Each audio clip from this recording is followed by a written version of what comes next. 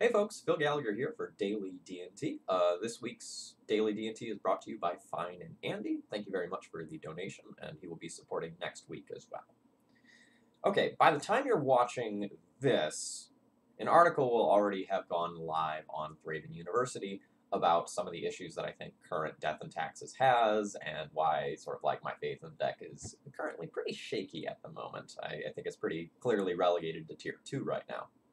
So I figured this is a good time for experimentation. The deck list that you see on the screen is probably pretty surprising. We're going to be moving pretty darn far away from stock D&T today. So conceptually, at its core, D&T is a control deck, right?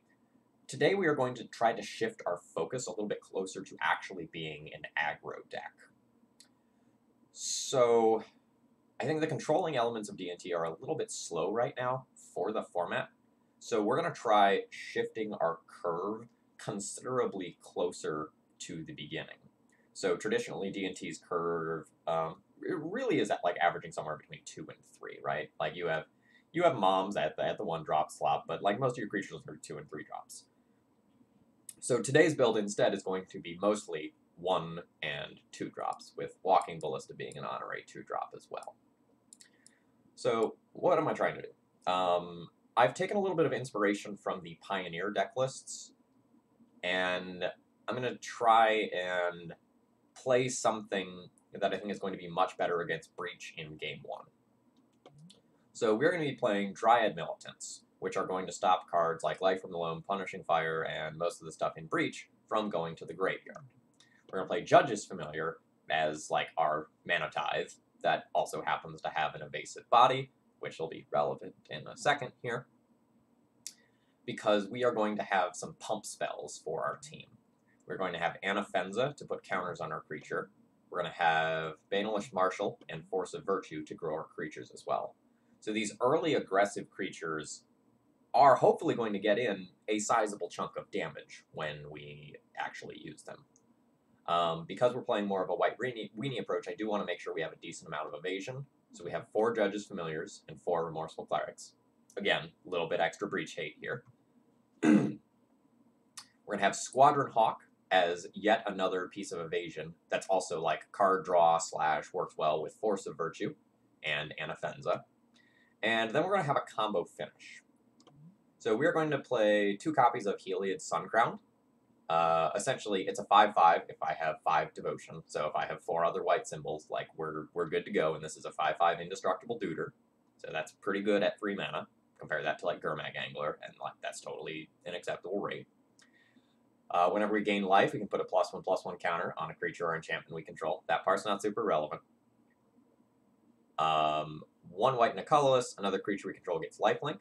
So that'll be cool against Delvers sometimes. Like, all right, we've created a 4/4 Judges Familiar somehow. Now it has lifelink, and it's helping us race. That's cool. But this card can also go infinite with Walking Ballista. So let's say you have a Walking Ballista with 2 counters on it. You activate Heliod, target the Walking Ballista. The Walking Ballista has lifelink. You ping your opponent. You gain a life. Whenever you gain life, you put a counter on it.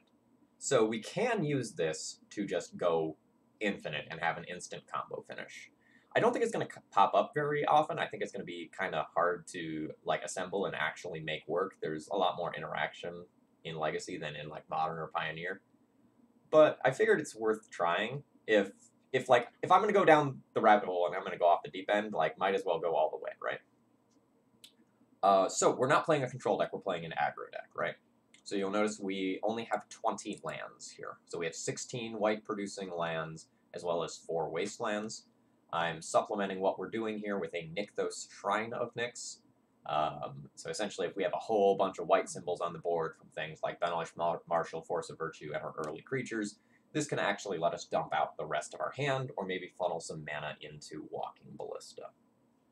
The sideboard is something that I threw together because, like, obviously this is the first time I'm playing a list like this, so this is really weird. I don't know what needs to be here, but I'll kind of explain my reasoning for some of the cards.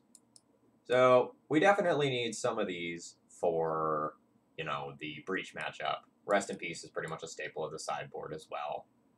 And since this deck isn't going to grind as well as a traditional D&T deck does, I wanted to make sure I had a little bit more grindy stuff than normal.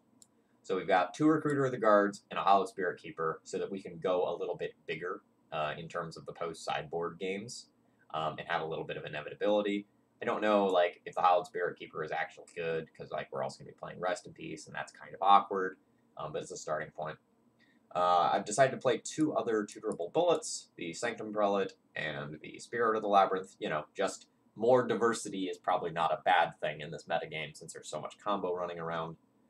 And then we have 3 cards that deal with Oko. 1 Pithing Needle, 2 Council's Judgment, as well as more Walking Ballistas over something like Path to Exile, since we do have this combo here, and since a good portion of the creatures you actually want to remove right now are small. Things like Delvers, Dark Confidants, Young Pyromancers. This isn't going to hit Dreadhorde Arcanist, but hopefully Dryad Militant is making that less scary anyway. So this week is a thought experiment. We'll see how it goes. I don't know if I have enough land. I don't know if I have enough white symbol sources to like actually do this.